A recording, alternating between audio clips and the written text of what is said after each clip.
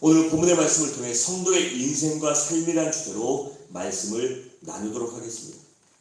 여러분들은 인생이 무엇이라고 생각하십니까? 인생이 무엇일까요? 아무도 대답을 안 하시네요. 우리 인생은 성경 아침 안개 같고 들의 꽃과 같은 것이 우리 인생이라고 말씀합니다. 그래서 우리의 인생은 그렇게 유한합니다. 또한 우리의 인생은 우리가 영원한 세계 속에 살다가 이 땅 인간의 시간 속으로 잠시 와 살다가 그 한계가 다다르고 육신의 장막을 벗으면 다시 영원한 세계로 돌아가는 것, 그것이 바로 우리들의 인생입니다. 그렇게 우리의 인생은 이 찰나의 순간으로 비유할 수 있는 것입니다. 우리의 영혼에 비하면 우리의 인생이 얼마나 길어 보이겠고 그것이 얼마나 많은 부분을 차지하겠습니까? 그렇게 영원한 시간에 비하면 우리 이 땅의 인생은 정말 찰나의 순간에 지나지 않는 것입니다. 그런데 그 찰나의 인생을 사는데 크게 두 종류의 사람이 있어요. 먼저는 하나님 모르는 세상 사람들. 그 사람들은 이 세상의 인생이 전부인 것처럼 생각하고 육신의 정욕, 안목의 정욕, 이생의 자랑만을 따라 살아갑니다. 그리고 다른 한 종류는 우리 성도들로서 영원한 영생이 있음을 알기에 이 땅에 꿈과 소망을 두고 사는 것이 아니라 그 영원한 때를 소망하며 영원한 때를 보며 영원한 때를 고대하며 예수 그리스도의 재림을 사모하며 살아가는 사람들입니다. 특별히 본문은 우리에게 참되고 가치 있는 성도가 어떻게 인생을 살아가야 하는지를 가르쳐주고 있습니다. 그렇다면 우리는 어떻게 사는 것이 성도의 바른 인생과 바른 삶이 되겠습니까? 첫째로 우리가 하나님과 함께할 때만 성공적인 인생을 살아갈 수 있습니다. 우리 13절을 함께 읽도록 하겠습니다. 시작. 그들아 너희 중에 말하기를 오늘이나 내일이나 우리가 어떤 도시에 가서 거기서 1년을 머물며 장사하여 이익을 부리라 하는 자들아. 아멘. 여러분 여기 보면 뭐라고 말합니까? 어떤 도시에 가서 1년 동안 장사의 이익을 보자고 말합니다. 여러분 장사를 잘하거나 이 사업에 성공하거나 무엇인가 잘하려면 어떻게 해야 될까요? 먼저 치밀하게 계획을 세워야 합니다. 이 목회도 사업뿐만 아니라 계획을 세우고 이 주먹구구식으로 하는 게 아니라 계획을 세우고 할 때 잘 되는 거예요. 특히 사업이나 장사는 시간과 장소와 이 동업자를 잘 선택해야 되죠. 그리고 신중하게 그 사업의 이윤까지도 생각해야 합니다. 여러분 백종원의 골목식당 보시나요? 여러분들 졸려할 타임이라서 제가 우스갯소리 할게요. 거기 보면 장사를 할 때 백종원 씨가 식당은 깨끗하고 청결하게 해야 된다. 그래서 막 그 주방이 지저분하고 이런 막 난리를 치죠. 그리고 이제 그 기본기로서 이렇게 감염하는 걸 막기 위해서 하나 만지고 막 냉장고 문 만지고 여기 만지고 막 그 음식물 만지고 이게 아니라 손 씻고 하고 아니면 장갑 끼고 하라고 그렇게 얘기해요. 그리고 또 거기 보면 뭐 얘기하냐면 원가가 얼마든지 계산해서 가격을 정하라고 해요. 어떤 분이 파스타를 파는데 원가가 그래서 그거 가지고 하더니 이 양반이 나중에는 8,000원으로 내렸더라고요. 근데 제가 봤을 때 한 7,000원 하면 딱 좋겠어요. 7,000원 하면 장사 진짜 잘 될 것 같은데 7,000원 하면 수리탄에 안 맞는지 그래요. 이처럼 이 계획도 그 모든 것들을 잘 계산하고 치밀하게 계산해요. 원가가 얼마고 어떻게 해야 이윤이 남고 어떻게 해야 사람들이 오고 내가 있는 이 장사나 사업을 하는 동네가 어떤 동네인지 이 부잣집 있는 동네 가서 구멍가게처럼 하면 장사 안 돼요. 또 조금 어려운 동네 가서 막 고급 레스토랑 차리고 한 끼에 2만원 3만원짜리면 장사가 안 되는 거예요. 그렇듯이 모두 다 계획하고 철저하게 생각을 해야 준비해야 실패하지 않습니다. 여러분 그런데 우리가 인생을 살다 보면 그렇게 치밀하고 계획하고 치밀하게 이 모든 걸 계산하고 한다고 다 잘 될까요? 손해보지 않을까요? 아니에요. 어떨 때는 치밀하게 계획을 하고 열심히 노력했음에도 불구하고 그것에서 문제가 발생합니다. 어떨 때는 그것들로 인해서 고통당하는 사람들도 많이 있습니다. 여러분 근데 우리는 여기서 한 가지 진리를 깨달을 수 있어요. 그것은 바로 하나님이 모든 것을 계획하시지 않으면 우리의 인간의 계획과 노력은 수포로 돌아갈 수밖에 없다는 것입니다. 교회들도 시대가 좀 바뀌었는데 불과 10년, 15년 전만 해도 이 신개발지 아파트 지역에 교회를 번듯하게 삐까번쩍하게 지면 사람들이 막 몰려오고 그런 시대가 있었어요. 그래서 용인에 저희 아는 분이 교회를 아는 분인데 되게 유명한 교회예요. 근데 그분을 좀 아는데 그분이 이제 교회를 굉장히 크게 해서 빚을 거의 한 300억 정도 지고 교회에서 한 7, 80억 가지고 300억 정도 빚을 지고 400억이 넘는 이제 공사를 실행을 했어요. 그 했는데 감당이 될까요? 안 돼요. 그분 계획대로라면 거기 가서 지금 우리 교회 성도들 느는 숫자대로 하면 거기 가면 한 3년이면 여기 성전 꽉 차겠다. 그래가지고 그러면 한 4, 5년 지나면 빚 갚겠다 했는데 계획을 했는데 계획대로 안 돼서 이 침례교회에서는 상당히 큰 교회인데 결국에는 경매로 넘어가고 이 교회가 이 풍지박산 나고 없어져 버렸어요. 여러분 이처럼 사람이 계획해도 하나님이 그것을 인도하시지 않고 하나님이 역사하지 않으면 모두 다 안 되는 것입니다. 그래서 하나님을 의지하고 하나님께 우리의 모든 것을 맡겨야 하는 것입니다. 창세기 11장에 보면 사람들이 흩어지지 말고 하나가 되어 우리가 이 막강한 권력과 우리가 하나의 공동체를 이뤄서 아주 우리의 힘을 과시해보자. 이런 마음을 먹고 뭘 지었죠? 바벨탑을 짓습니다. 그런데 그 결과가 어떻게 됐죠? 바벨탑이 무너지고 그들의 언어가 달리고 사방으로 흩어지게 됩니다. 누가복음 12장에 보면 어떤 부자가 풍년이 들어서 도저히 곳간에 쌓아둘 수 없을 정도로 대풍이 듭니다. 그가 자기에게 말해요. 곳간을 더 크게 짓고 모든 곡식을 쌓아두자. 내 오늘 여러 가지 쓸 물건이 있으니까 내가 만족하고 기쁜 마음으로 살자라고 그렇게 쉬면서 먹고 마시고 인생을 즐겨라라고 그렇게 다짐을 해요. 그래서 그날 밤 하나님이 그에게 뭐라고 말씀하시죠? 이게 어리석은 자예요. 오늘 밤 오늘 내가 걷어가면 이것이 누구의 것이 되겠느냐라고 그렇게 말씀합니다. 죽 써서 남 주는 것밖에 안 되는 거예요. 그 사람은. 그렇게 말씀하고 있는 것입니다. 여러분 하나님 없는 계획은 사상 누각에 불과할 뿐이에요. 그런 헛수고일 뿐임을 잊지 마시기 바랍니다. 그렇다면 어떻게 해야 우리가 진정으로 성공적인 인생을 살 수 있을까요? 그것은 하나님이 함께하는 계획을 세우는 것입니다. 왜냐하면 하나님이 인생의 생사복을 주장하시기 때문에 하나님이 함께하는 계획, 하나님을 위한 계획을 세울 때 그것이 성공할 수 있는 것입니다. 잠언 16장 1절에 보면 마음의 경영은 사람에게 있어도 말의 응답은 여호와께로부터 나오는도다라고 했습니다. 또 16장 3절은 너의 행사를 여호와께 맡기라 그리하면 내가 경영하는 것이 이루어지리라 하고 있습니다. 또한 9절에 보면 사람으로 마음이 그 자기의 길을 계획할지라도 그의 걸음을 인도하시는 누구라고요? 여호와시니라고 했습니다. 이처럼 우리가 한번 보세요. 그는 도저히 이길 수 없었던 것 같은 골리앗을 하나님을 의지하여 하나님의 이름을 힘입어 나갔더니 승리하게 됩니다. 그리고 다윗이 사울에 비하면 출신 성분이 굉장히 미약해요. 그리고 일단 왕권이 한번 갖춰진 다음에는 그것이 전복된다는 것이 쉬운 일이 아닙니다. 그런데 하나님이 함께 하시니 도저히 왕이 될 수 없었던 다윗이 왕이 되고 이스라엘의 가장 번영의 때를 누리게 됩니다. 또 베드로를 보세요. 베드로도 나름대로 계획과 경험과 자신의 실력을 살려 고향에서 그물질을 합니다. 그런데 밤새도록 그물질을 했는데 고기를 한 마리도 잡지 못해요. 그런데 주님을 만나고 주님 말씀에 순종했더니 그물이 찢어질 정도로 고기를 잡는 기적을 체험하게 됐습니다. 그렇게 우리는 하나님만을 의지하여 하나님께 인생의 목적과 인생의 방법과 인생의 모든 것을 하나님과 함께하는 여러분들 되시기 바랍니다.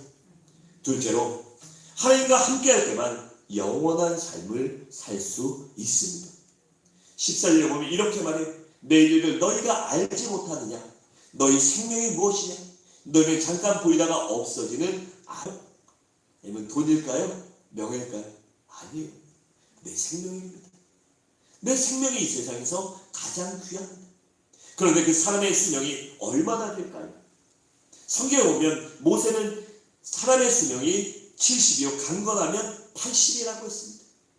그리고 요새는 조금 평균 수명이 늘어나서 100세 시대 100세 시대 하지만 그 길어봐야 100년인 것입니다. 그러니까 인생은 어찌 보면 길어 보이지만 여러분들 지나고 보면 모두 다 한순간에 찰나에 지나지 않는 짧은 인생인 것입니다. 욥기 9장 25절과 6절에서 욥은 이렇게 고백해요. 나의 날이 경주자보다 빨리 사라져버리니 복을 볼 수 없구나. 그 지나가는 것이 빠른 배 같고 먹이에 날아 내려와 앉는 독수리와 같도다라고 했습니다. 여러분, 빠른 배가 쑥 지나가는 게 얼마나 빨라요. 그리고 독수리가 하늘에서 먹이를 보고 싹 활강을 해서 낚아챌 때 얼마나 빠릅니까? 그처럼 빠르다는 것입니다. 여기 계신 분도 다 40은 넘으셨으니까 인생 얼마나 빠른지 아실 거예요. 저도 어하다 보니까 벌써 40대가 꺾였어요. 그 어하다 보면 이제 50, 60 될 것 같아요. 다 그렇죠? 이렇게 우리 인생은 빠른 것입니다. 그리고 우리의 인생은 한 치 앞도 내다볼 수 없는 것이 인생입니다. 그래서 오늘 본문은 내일 일을 알지 못하는도다라고 했습니다. 또 잠언 27장 1절에 보면 너는 내일 일을 자랑하지 말라. 하루 동안에 무슨 일이 일어날는지 내가 알 수 없음이니라라고 했습니다. 우리가 그렇게 우리 인생을 살면서 지금에 있는 것, 지금 내가 잘난 것, 좋은 거 자랑할 필요가 없어요. 요새는 물질만능주의로 흘러나가다 보니까 옛날에는 아이들이 좀 그랬는데 요새는 아이들도 다 메이커 있잖아요. 제가 어렸을 때만 해도 나이키 운동화 신는 사람 별로 없었고 빈폴에 있다는 것도 없었어요. 제가 어렸을 때만 해도 이 톰키드 이런 게 제일 좋았고 거의 왕자 아동복 아니면 이런 거 있잖아요. 근데 그런 거 입는다고 누가 그러지도 않았잖아요. 근데 요새는 아이들이 뭐 입냐 막 그거 가지고 따지고 니네 아빠 무슨 차 타냐 이런 거 가지고 얘기한대요. 왜 그런 거 갖고 얘기하는지 모르겠어요. 저희 아이들이 큰아들이 가끔씩 그래요. 아빠 차 좀 바꾸면 안 돼? 그 얘기해요. 아니 차는 탈 때까지 타는 거지 고장나면 바꾸는 거지 바꾸냐? 그런 거에 신경 쓸 필요 없어. 그래도 조금 그런가 봐요. 애니까. 그래서 그런 것들에 그래요. 그러면 제가 무슨 얘기 할까요? 정신 차려 이놈아. 그런 거 다 필요 없어. 다 필요 없어. 있다가도 없은 게 돈이고 그런 거야. 그리고 별것도 없는 사람들이 내 자존감이 낮은 사람들이 내가 잘난 게 없는 사람들이 괜히 그런 거 갖고 자랑하는 거야. 내가 진짜 명품이고 내가 진짜 잘났다고 생각하면 다 필요 없어. 그런 거 뭐라고 해도 뭔 상관이야. 너 임마 공부만 잘하면 돼. 공부 1등하면 아무도 네 삐메이커 입고 다닌다고 뭐라고 안 하고 빠꾸난 거 입고 다닌다고 너 욕하지 않아. 너 못 놀려. 너 1등해. 그러면 아무도 못 놀려. 그래요. 너가 그런 사람이 되면 못 놀려. 그러니까 그런 거에 신경 쓰고 그런 거에 마음 쓰지 말고 상처하지 말고 쓸데없는 짓거리 하지 말고 그 믿음으로 열심히 최선을 다해 살아라고 그렇게 얘기해요. 그럼 아이가 알아듣는지 못 알아듣는지 아빠가 무서워서인지 아마 그냥 수긍을 하고 말아요. 근데 여러분 그 있다고 자랑할 것도 아니고 또 내가 건강하다고 물질이 있다고 아니면 잘 나간다고 그것 갖고 자랑할 필요가 없는 것입니다. 그리고 또한 사람은 영적인 존재이기 때문에 영혼을 사모하는 마음이 있습니다. 우리 그리스도인들뿐만 아니라 모든 사람들은 하나님의 모습으로 창조됐기에 하나님에 대한 열망과 찾고자 하는 마음을 갖고 있어요. 여러분들 우리나라를 보면 어때요? 우리나라 토템 신앙 중에 전통적으로 새벽에 물 떠놓고 비는 거 있잖아요. 다들 정화수 떠놓고 빌잖아요. 많이들 자식이 그래서. 그럼 믿지 않는 사람들도 어딘가에 뭔가를 찾아서 종교가 됐든 철학이 됐든 이념이 됐든 사상이 됐든 아니면 정치가 됐든 어딘가에 꽂혀서 자신의 것을 영원한 것을 찾으려고 갈망합니다. 전도서 3장 11절에 이렇게 말합니다. 사람들에게는 영혼을 사모하는 마음을 주셨느니라 라고 했습니다. 이 영혼을 사랑하는 마음을 사람에게 주셨기 때문에 그래서 사람은 영적인 존재에게 영적인 만족을 얻을 때만 행복할 수 있는 것입니다. 그리고 이 영혼이 살 때만 진정한 행복을 누리는 것입니다. 여러분 그렇게 우리 예수 믿고 구원받은 성도들은 영원한 생명을 살아가기에 다른 것에 부러워하거나 다른 것에 마음을 뺏길 필요가 없는 것입니다. 그러면 어떻게 해야 우리의 영혼이 만족하고 영혼이 잘 살 수 있을까요? 바로 예수 그리스도를 만나야 합니다. 왜냐하면 예수 그리스도가 영원한 생명의 주인이시며 영원한 생명의 근원이 되시기 때문입니다. 요한복음 4장 14절을 함께 읽겠습니다. 시작. 내가 주를 마시는 자는 영원히 목마르지 아니하리니 내가 주를 속에서 마시면 네가 살기도 하고 이것이나 저것을 하리라 할 것이거든 이게도 너희가 허탄한 자랑을 하니 그러한 자랑은 다 악한 것이니라. 아멘. 여러분, 세상 사람들은 되게 어떻게 살죠? 되게 자신의 이익에 따라 자신의 욕심과 탐욕을 채우기 위해 살아갑니다. 그리고 이 세상의 부귀영화, 곧 명예와 권력과 돈과 쾌락과 지식과 지위를 얻기 위해 그것을 최고로 여기며 그것에 자신의 인생을 걸고 살아갑니다. 그런데 그 모든 것들이 얼마나 갈까요? 순간입니다. 세상을 보면 그렇게 여기시지 않을 수도 있어요. 뭐 나라 팔아먹은 매국노들이 지금까지도 우리 민족을 배반하고 동포를 사지로 몰아는 사람들이 뭐 지금까지도 100년이 지났는데도 떵떵거리고 살고 그 자손들이 뭐 재벌로 살아가고 뭐 그런 거 보면, 그런데 저도 솔직히 회의를 느껴요. 그래서 저는 약간 굉장히 진보적인 성향을 갖고 있어서 여러분들이 싫어하실 수도 있는데 뭐 그런 것들이 정리되지 않으면 안 된다고 봐요. 그런데 그런 것들을 보면 회의를 느끼고 뭐 이런 마음을 품고, 또 어떤 친구들은 이 나라에 미래가 없으니까 외국에 가서 살자, 차라리 조금 깨끗한 데 가서 내 자식들 바른 사회에서 공정하게 열심히 노력한 대로 얻을 수 있는 사회가 살게 하자, 그런 사람들도 많이 있어요. 그런데 그것들이 얼마나 갈까요? 가도 100년, 200년이에요. 길어가야 뭐 몇백 년 가고 끝나지 않겠습니까? 여러분, 세상의 모든 왕조도 길어야, 이 우리나라 신라 천년이잖아요. 천년. 근데 신라 천년 역사를 자랑하는데 그 역사 1000년 동안 뭐 했어요? 뭐 결국에는 당나라 붙어갖고 나라 팔아먹은 거 아닙니까? 길어야 1000년이에요. 그런데 그것이 우리의 영혼에 비하면 잠깐이라는 것입니다. 그리고 그 사람들이 1000년 동안 한다고 그 왕들이 1000년 동안 누렸을까요? 자식이 주고 끝나요. 그리고 때로는 망나니 자식 때문에 더 속쓰면서 애먹은 왕들도 있습니다. 그러니까 우리는 그 영원한 것을 사모하기 위하여 이 땅의 것들에 대한 소망을 버릴 줄 알아야 합니다. 여러분, 모든 것들이 들의 꽃처럼 이 풀처럼 사라질 뿐이에요. 어느 날 다 내 곁을 떠나고 사람들 기억 속에서 잊혀지게 됩니다. 그런데 우리 그리스도인들은 이런 세상 사람들과 같이 살면 되겠습니까? 안 될까요? 당연히 안 되겠죠. 이 세상 사람처럼 세상의 부귀영화, 이 세상에 쓸데없는 것을 사랑해서는 안 되는 것입니다. 예, 우리 그리스도인은 어떤 일을 하든지 어떤 계획을 세우든지 언제나 하나님의 뜻을 앞세울 줄 알아야 합니다. 왜냐하면 언제나 하나님의 뜻은 선하고 옳고 기쁘고 바른 꿈과 비전이 있기 때문입니다. 그래서 그것이 그 말씀대로 사는 것이, 때로는 내가 손해보고 피해보고 어려움을 당할지라도 그렇게 살 때 진정한 기쁨과 만족이 있는 것이고, 또한 영원할 때 우리가 칭찬과 상급을 받을 수 있기 때문입니다. 여러분, 기려야 100년이 이 땅에서 아무리 잘 먹고 잘 살아도 그 영원할 때에 하나님께 상급을 받지 못하고 꾸중 듣고 아니면 믿음이 없게 지옥에 간다면 그것이 무슨 소용이 있습니까? 그렇게 썩어질 것을 위해 사는 것이 아니라 하나님의 뜻을 위해 살아갈 때 우리의 인생에 가치 있음을 잊지 않는 여러분들 되시기 바랍니다. 넷째로, 하나님의 뜻대로 우리는 선을 행하며 살아야 합니다. 오늘 본문 17절에 보면 이렇게 말씀합니다. 그러므로 사람이 선을 행할 줄 알고도 행하지 아니하면 죄니라고 했습니다. 여러분, 우리 인생을 보면 크게 세 종류의 사람으로 구분할 수 있어요. 먼저 어떤 사람은 언제나 다른 사람에게 피해를 끼치며 사는 사람이에요. 유익하지 않은 사람이죠. 뉴스에 나오는 사람들이 주로 이제 90, 80% 이상 도배하는 사람들이 이런 사람들이죠. 뭐 죄를 짓거나 우리나라 정치상에서 정치한다거나 뭐 이런 분들이죠. 저희 아는 분도 이 아들 하나인데 그 아들을 열심히 가르쳐서, 아버지는 초등학교도 못 나왔어요. 근데 열심히 하고 시대를 잘 만나서 이 부자 소리 듣고 뭐 굉장히 많은 재산을 갖고 있었는데, 아들내미 서울대 보내고 그 자신의 오명을 싣기 위해서 아들이 국회의원을 돼서 금배지 다는 게 꿈이었어요. 금배지.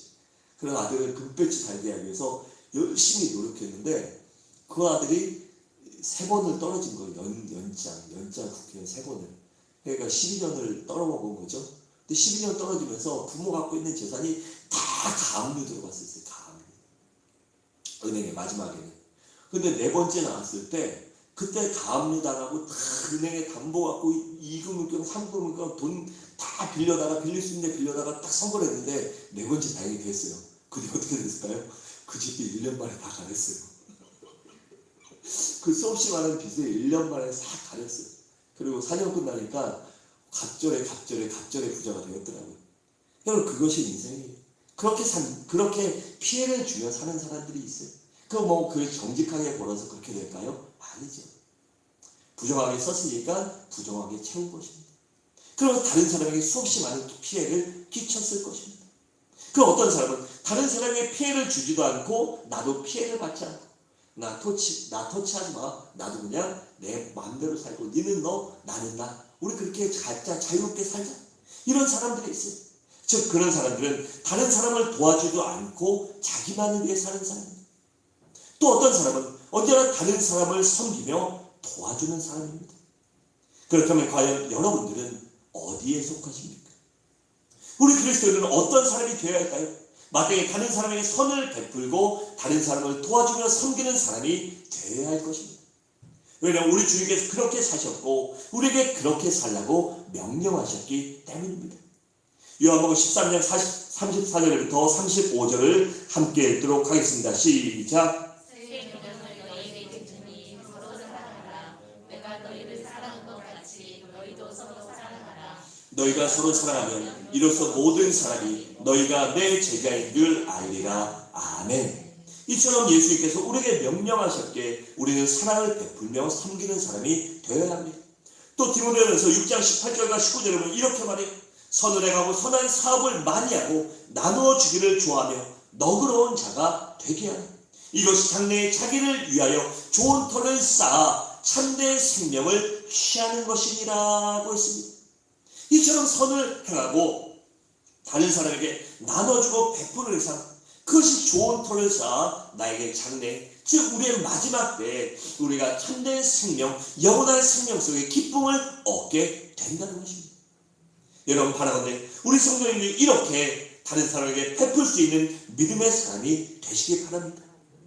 여러분, 이 세상에는 유신론자, 무신론자가 있는데 유신론자는 신이 있다고 믿죠. 그래서 각가지 종교를 믿는 사람이고 무신론자들도 있어요. 근데 무신론자는 세밀하게 분류하면 두 종류가 있습니다. 먼저는 이론적인 무신론자와 실제론적인 무신론자가 있습니다. 이론적인 무신론자는 이론적으로 하나님이 없다고 생각하는 사람입니다. 하나님 없어. 그런 거 신은 존재하지 않아. 신은 죽을 거 없고 그냥 나만 잘 살고 이 땅 살다 끝나면 끝이야. 그러니까 난 마음대로 마유의 하면 살 거야. 이런 사람들이죠. 그런데 이 사람들은 하나님이 없다고 생각하니까 그 사람 나름대로 책임을 지고 사니까 본인 인생 끝나고 계산은 본인이 하는 거니까요. 그래서 이 사람들은 크게 불신자들이니까 말할 것이 없어요. 그런데 실제론적인 무신론자란 이 크리스찬으로서 성도로서 교회는 다니는데 교인으로서 이론적으로는 선을 행해야 하고 이웃을 사랑해야 한다고 알아요. 머리로는 알아요. 그러나 실제 삶에 있어서는 불신자처럼 행하는 사람을 말하는 것입니다. 여러분, 기독교의 위기는 이 실제적 무신론자가 많다는 데 있습니다. 알면서도 행하지 않는 것이에요. 여러분, 유럽의 기독교가 왜 망했을까요? 거기 보면 지금도 신학설에 기초받은 대다수에 보면 다 유럽 애들이 쓴 거예요. 특별히 이 개신교, 기독교나 이 프로테스탄트, 이 개신교에 영향을 준 것은 특히 유럽의 기독교들이 상당히 많은 영향을 주고 그들이 굉장히 많은 이론의 상아탑을 쌓았습니다. 도저히 봐도 풀 수 없을 정도로 쟤네 진짜 뭐하는 짓인가 싶을 정도로 성경 가지고 얼마나 깊게 연구를 했는지 파도 끝이 안 날 정도로 그 사람들 책을 읽어도 그렇게 열심히 했어요. 근데 걔네가 왜 지금은 망했을까요? 여러분, 유럽 교회 가면 멋지고 아름답고 하잖아요. 100년이 넘게 걸리고 수없이 많은 돈을 들여서 막 지었는데 지금은 그런데 큰데 빼놓고는 유명한 성당들 같은 데는 존속되고 또 문화재청 같은 데서 돈을 주고 이 교황청이나 이런 돈을 주니까 유지가 되지만 이 대다수 작은 이 성당과 교회들은 특히 개신교의 성당 교회들은 어떤지 아세요? 대다수가 이 우리말로 선술집 그냥 고급 레스토랑도 아니고 선술집 영국이나 이런 데 펍이라고 하죠. 펍, 우리나라에도 펍, 레스토랑 펍이라고 옛날에 유행했는데 그게 우리나라 선술집 같은 의미예요. 그러니까 고급 식당은 아니에요. 그런 데로 매각되고 아니면 옷가게 아니면 심한 데는 더 안 좋은 곳으로 쓰이는 것들도 많이 있어요. 왜 그렇게 한순간에 몰락했을까? 바로 그들이 머리로는 알았지만 실제로 삶으로는 행함이 없었기 때문입니다. 여러분 마태복음 25장의 달란트 비유에서 한 달란트 받은 사람이 어땠죠? 그는 주님께 어떤 악한 짓을 한 일이 없어요. 나쁜 짓을 하지도 않았어요. 그 주인 걸 갖다가 그냥 묻어놨어요. 그런데 그것이 무엇입니까? 아무것도 하지 않은 것입니다. 차라리 그것 가지고 주님께 받은 은혜로 받은 달란트로 은행에 넘겨둬서 맡겨둬서 이율이라도 받았으면 요새 마이너스 금리 때지만 그래도 잘 주택은행, 상호은행 이런 데 찾아보면 2% 3%대 있더라고요. 좀 많이 하면 3몇 % 준 데도 있더라고요. 그렇게 해서 맡겨놨으면 그 이율을 다 얻었을 텐데 그것마저 하지 않고 아무것도 하지 않았다는 것입니다. 여러분 그렇게 그 한 달란트 받은 종은 무익하고 악한 종이라고 책망을 들은 것입니다. 또 누가복음 10장의 선한 사마리아인에 비유해서 제사장이나 레위인이 실제로적인 이 무신론자에 속하는 것입니다. 하나님을 믿는다고 하고 하나님의 계명을 지킨다고 했지만 그들은 말씀을 준행하지 않았기에 말씀을 삶에 실천하지 않았기에 그들은 실제적인 무신론자가 된 것입니다. 그 애들 그거 상관없어요. 애들이 저는 오히려 오늘 막 조그마한 애기 와서 오전 예배 때도 막 웃고 소리 들으니까 너무 좋더라고요. 그럼 교회는 애들이 있어야 돼. 애들이 집에도 애들이 있어야 웃음이 끊이지 않는 것처럼 교회는 애들이 있어야 미래가 있는 거예요. 여러분 죄송한 얘기지만 우리 권사님 앞으로 한 20년 길어야 30년 살다 하늘을 나가잖아요. 그럼 그 뒤에는 누가 책임져요? 근데 누가 책임져요? 우리 집사님들도 한 30년 40년 뒤면 다 뒷짐지고 있어야 되고 저도 30년 뒤에 없겠죠. 근데 없죠. 30년 뒤에 20년 뒤에 누가 이래요? 우리 아이들밖에 없지 않습니까? 그 아이들을 잘 양육해야 하는 것입니다. 약간 삼천포로 빠졌는데 그래서 예배 시간에 아이들이니까 집중하지 못하는 건데 어른들은 체면 때문에 앉아있잖아요. 졸려도 여러분들 다 알아요. 눈을 보면 이분이 졸리구나, 이분이야 지금 반응이 없구나, 이분이 딴 생각하는구나, 눈을 보면 다 알아요.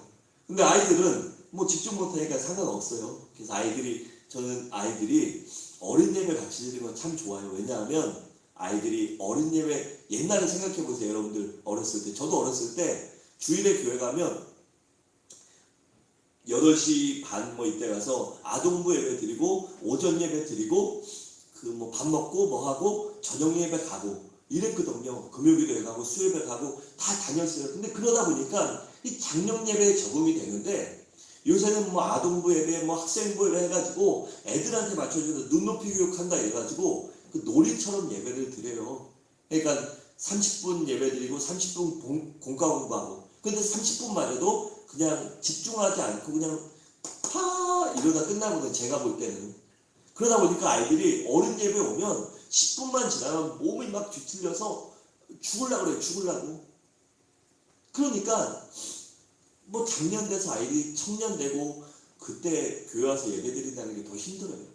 그 예배를 어렸을 때부터 훈련되고 하면 아이들이 1시간 앉아있을 수 있어요. 여러분 예배당에 앉아있고 말씀 듣고 기도하는 자리에 있어야 신앙이 성장하는 거예요. 그래서 어린아이를 와도 신경 쓰지 마세요. 제발 좀 데리고 오세요. 제발. 그래서 이 코로나 시대니까 거리두기만 하고 가족끼리 좀 이렇게 구별돼서 앉으시면 떠들든 뭐하든 상관없어요. 그러니까 떠들어도 되고 동생이랑 장난쳐도 되는데 너무 크게만 안 하면 돼. 이러고 이러지만 않으면 되니까 그런 거 신경 쓰지 않으셔도 돼요. 다시 본문으로 넘어가서 이 선한 사마리아의 비유에 제사장이나 레위인은 실제적인 무신론자였어요. 왜냐하면 그들은 하나님의 말씀을 알고 하나님이 내 이웃과 하나님을 사랑하라. 그 말씀을 주셨음에도 불구하고 분명 구약의 율법에도 존재합니다. 그래도 불구하고 사람이 죽어가는데 이웃이 죽어가는데 그 죽어가는 사람을 부정하다. 난 예배 드리러 가야 돼. 난 제사 드리러 가야 돼. 각가지 이유와 핑계를 대고 선을 해가지 않고 그 사람을 죽게 내버려뒀다는 것입니다. 만약에 그 선한 사마리아인이 지나가지 않았다면 그 강도만한 행위는 그들의 죽음을 맞이했을 것입니다. 여러분 이런 의미에서 성경은 세 가지를 죄라고 말합니다. 본문 17절의 말씀처럼 선을 행할 줄 알고도 행치 않는 것이 바로 첫 번째 죄입니다. 이것이 선인 줄 알고 당연히 해야 하는데도 그것을 행하지 않는 것이 죄예요. 또 로마서 14장 23절 말씀처럼 믿음을 따라 하지 아니하는 모든 것은 다 죄인 것입니다. 여러분, 그렇게 우리가 믿음이 있다 하고 믿음으로 구원받았다고 그 믿음으로 천국에 간다고 말하면서도 그 믿음대로 행하지 않는 것, 그것이 하나님 보시기에는 모두 다 죄라는 것입니다. 그것이 바로 우리에게 태만의 죄가 되는 것입니다. 여러분, 우리가 무엇을 아는 거 중요해요. 오전에 예수 그리스도를 더 깊이 알자고 했잖아요. 그런데 깊이 아는 것도 중요하지만 아는 만큼 실천하는 것이 중요합니다. 제가 말씀드렸죠. 아이들 공부할 때 뭐 수학의 정석 옛날엔 그런 건데 그거밖에 모르니까 저는 맨투맨 기초 기본 종합, 성문 기초 기본 뭐 이런 거 뭐 몇 번 푼다고 안다고 할 수 있어요. 근데 한번 쭉 봤다고 이 공부 못하는 애들은 뭐 그래요. 고등학교 때나 보면 대학교 때도 보면 맨투맨 종합까지 고등학교 때 1, 2학년 때 뛰는 애들이 별로 없으니까 대학생 때 많이 뛰니까. 근데 그거 뛰었다고 솔직히 공부 안 하는 애들이 있어요. 근데 그런 애들 공부 잘할까요? 못할까요? 못해요. 나중에 떨어집니다. 그 아는 것이 무엇이냐면 그것을 계속 끊임없이 실천하고 풀고 읽고 행할 때 그것이 내 것이 되는 거예요. 문제 계속 풀다 보면 그 문제가 내 것이 되는 거예요. 이처럼 말씀도 내가 계속 지키고 살다 보면 그것이 내 것이 되고 내가 그런 말씀대로 살 수 있는 사람으로 변화받기 때문입니다. 그렇게 여러분, 마음속에 감동이 온다면, 하나님이 주시는 일이 있다면, 감동이 있다면 그 감동에 순종하는 여러분들 되시기 바랍니다. 여러분, 선한 일도 절대 저절로 행해지지 않아요. 내가 주님의 뜻을 따라 반드시 선을 행하며 섬기며 베풀며 살아야 되겠다고 그렇게 다짐해야 합니다. 그리고 다짐하고 끝나는 것이 아니라 작심삼일로 끝나는 것이 아니라 결단해야 돼요. 그리고 결단했다면 그것을 실천하는 노력이 필요한 것입니다. 그리고 여기서는 내 뜻과 내 의지만이 아니라 내 안에 내 자신을 성령 하나님을 의지하여 성령 하나님, 내가 하나님의 사랑을 베풀며 나누며 섬기는 사람이 되게 해달라고, 그리고 우리가 실천하는 일이 있을 때 실천하게 해달라고 기도하고 성령 하나님의 힘을 힘입어 그것을 실행해야 하는 것입니다. 오늘 너무 감사한 얘기를 들었는데 제가 우리 교회 오게 된 것도 너무 감사하고 날마다 감사해요. 그런데 오늘도 감사한 일이, 저희가 어떤 분이 그 1월부터 식사를 김밥이나 준비해 주신다고 했는데 또 사정이 생겨서 뭐 몇 달 해주셨으니까 그것만 해도 너무 감사하죠. 그게 어디예요?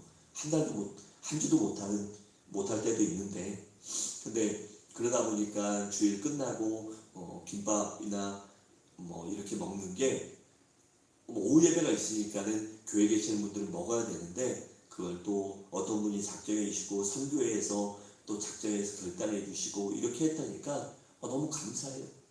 그렇게 순종하다 보면 더욱더 깊이 순종할 수 있는 사람이 되고, 진정 하나님을 사랑하는 마음으로 순종할 때 하나님이 더 큰 것으로 채워주시는 것입니다. 우리가 하나님을 위해 힘써 선을 행하고 하나님 앞에 간구할 때 하나님이 우리가 선을 행할 수 있고 우리가 마음에 원하는 대로 베풀 수 있는 사람으로 우리의 삶을 축복해 주실 것입니다.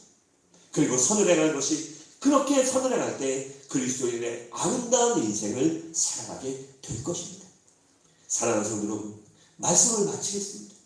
우리 모두 하나님과 함께함으로 영혼을 사모하시기 바랍니다. 그래, 그 영혼의 때를 사모함으로 이 땅에 소망을 두고 사는 것이 아니라 오직 하늘에, 오직 영원한 그날의 소망을 두고 하나님께 영광을 돌리며 이웃을 사랑하고 섬기며 베풀며 선을 행하는 그러한 덕을 세워가는 우리 서부중앙의 귀한 성도들이 계시기를 주님의 이름으로 간절히 축원합니다.